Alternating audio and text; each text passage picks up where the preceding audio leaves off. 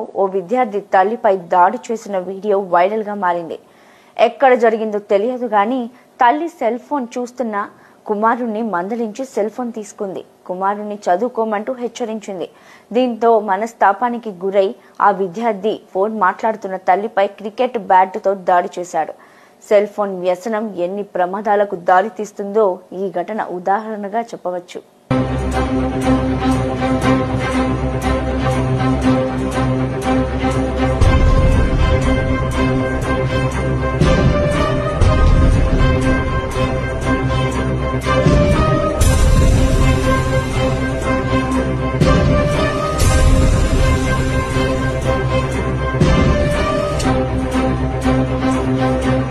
పిల్లలు నలుగురిలో అంతగా కలవలేరు.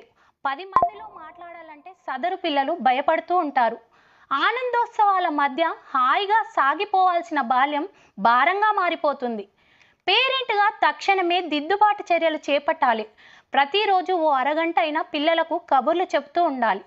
ఫోన్ చూడకుండా కఠిన నిబంధనలు పెడితే పిల్లలు చిన్నబుచ్చుకున్నా పర్వాలేదు. ఫోన్ చూసే వేళలు ఫిక్స్ చేయండి. వాళ్ళు ఏం చూస్తున్నారో ఓ కంట కనిపెడుతూనే ఉండాలి. నిదానంగా స్క్రీన్ టైం తగ్గిస్తూ ఫోన్ అలవాట్లను దూరం చేయండి. పిల్లలకు ఇష్టమైన ఆటల్లో శిక్షణ ఇప్పిస్తే వాళ్ళు ఫోన్ జోలికి వెళ్ళరు.